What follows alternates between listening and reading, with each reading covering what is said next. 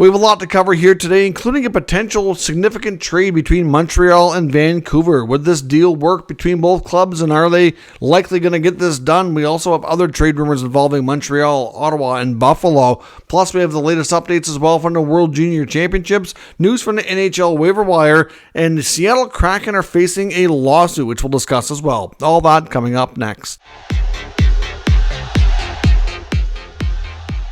So welcome back to another video here at Top Shelf Hockey. As I mentioned, we have a lot to cover here today. Let's kick things off first with news from the World Junior Championships. The World Junior Tournament kicked off, of course, on Boxing Day. We're now into day 4. Lots of great action here so far. We had a little bit more of a busier day today than we did yesterday. Things kicked off early today with Slovakia playing Norway. Slovakia improves to 3-0 with an 8-4 victory over the Norwegians. Once again, big games from Petrovsky and Dvorsky, who had 2 goals apiece.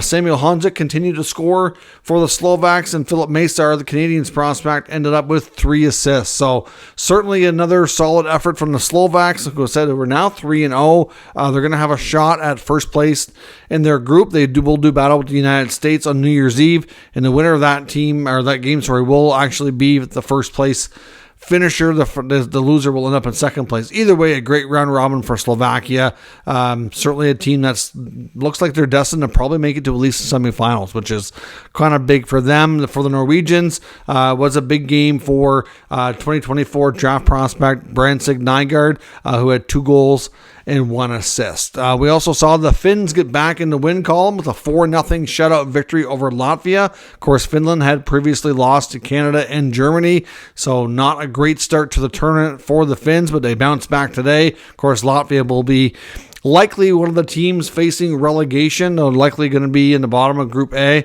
They have 1 more game left and are now 0-3, but the Finns had to make sure they took care of business there for sure. The U.S. played Czechia today, and that was a very highly entertaining game that went to overtime and then a shootout and then extra shooters in the shootout. So it was a tough, very close game. The United States pulled off a 4-3 victory. It was really tight all the way through. I was quite surprised at how well Czechia played against the States, considering how their other games have gone. Isaac Hauer, the Lightning prospect, ended up scoring the overtime shootout winner for Team USA. So certainly a tough game for sure. Fowler was in between the pipes for the Americans, who had a solid game. I thought Trey Augustine was going to be the goalie of choice today, but Augustine as well as Seamus Casey were both under the weather and missed today's game. Canada played Sweden today, and the Swedes continue to dominate this tournament. They're now 3-0 as well, and they have not allowed a goal. They had another shutout today, 2-0 over Team Canada. Team Canada had a pretty good first period. It was pretty close. Sweden ended up with a couple of goals that were on some breakdowns for Team Canada. The first goal, Matisse Russo for Canada, the Canadian goalkeeper, had no way to see. His defenseman was screening him.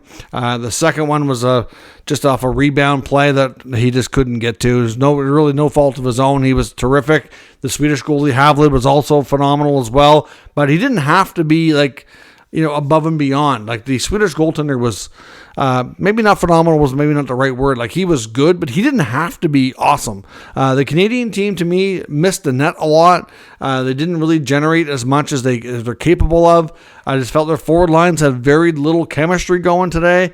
I'd like to see some adjustments made from the coaching staff to see where things go. Otherwise, they're going to have a difficult time against the top defensive team. But Canada, pretty solid game overall.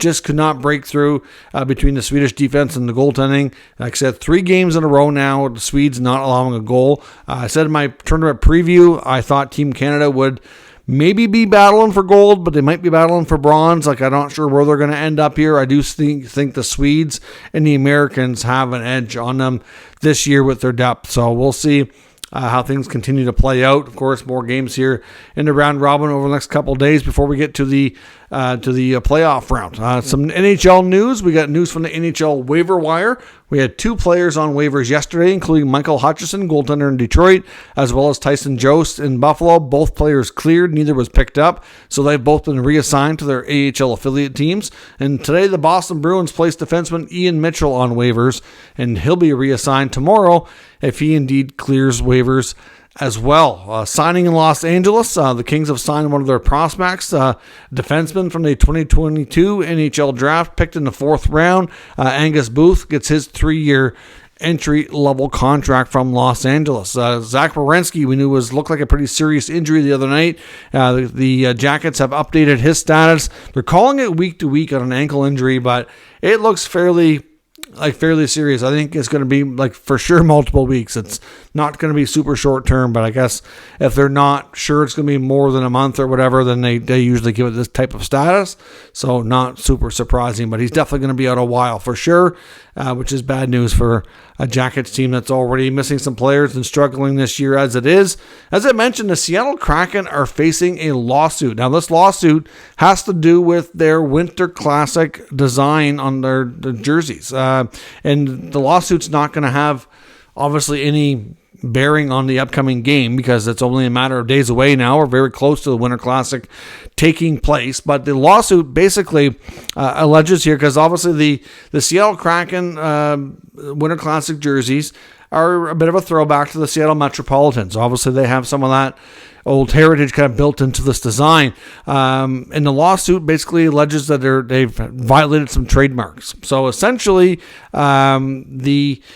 the owner of the Seattle Metropolitans trademarks, his name is Paul Kinn, former hockey player from the Seattle area, who bought these trademarks, and then he started a heritage memorabilia company. So he specializes in obviously sports merch for older teams like this. And he apparently had gotten to know the Seattle Kraken management team, ownership, whatever, and had been working with them a lot over the years where he has Metropolitan trademarks. And there was an existing working relationship. Things were good. But then apparently that relationship has kind of broken down and deteriorated, I guess we could say. Apparently that essentially he was felt like he was lowballed on a number of licensing offers, and that they just kind of almost the wording kind of makes it sound like they were trying to bully him into accepting those offers and not really putting up a fuss about it.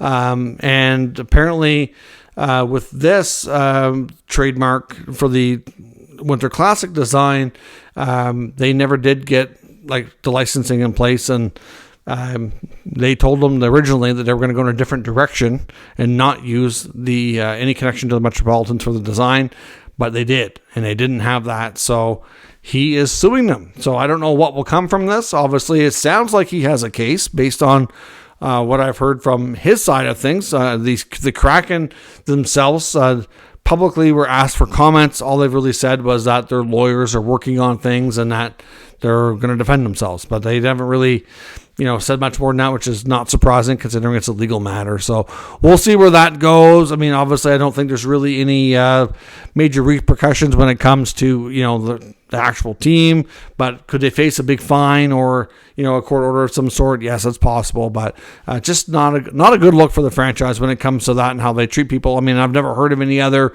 instances like this. Everything's been very top notch with the Kraken organization from what all indications are from what we've seen and heard. So kind of surprising news, but we'll see where this goes. On the trade rumor front, we got a variety of things to take a look at. First off, I want to talk about Buffalo.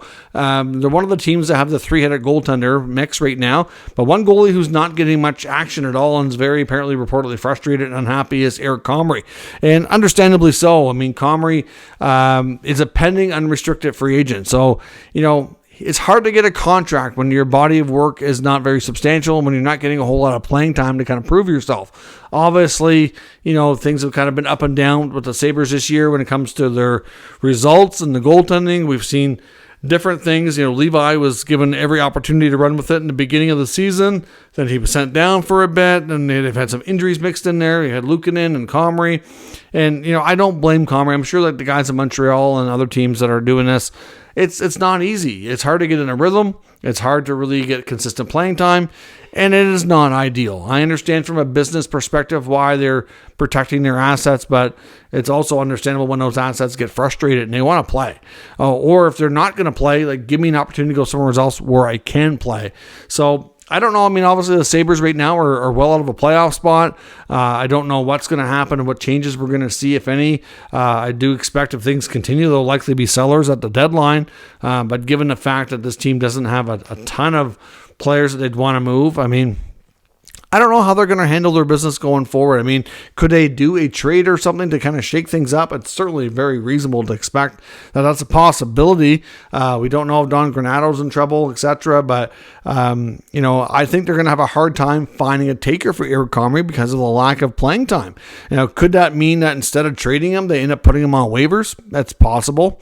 We'll have to wait and see where this goes. But what we do know for sure right now is that he's not loving the setup. He's frustrated. And would like a chance to play somewhere, whether or not be Buffalo or somewhere else. So we'll see where that goes. Ottawa Senators, we know, of course, are starting to work their way back up, but, had a bad start to the season again. Had the coaching change. Under Jacques Martin, they lost their first two, but then they've won their last two. Looks like they're turning a corner, but they have some work to do. Ottawa Senators reporter Bruce Garriock of the Ottawa Sun and TSN has indicated in his recent reports, though, that they're pretty much a certainty of them trading Dominik Kubalik in the not too distant future. Probably within the next week, they're expected to get Thomas Chabot back from injury. So to activate him off LTIR, they do need to free up some space. They can move some players around to the minors, etc. They have some options, but it's a little trickier because it's a big salary to bring back into the mix. And then, of course, in about just over 3 weeks' time, they can sign and get Shane Pinto back in the mix.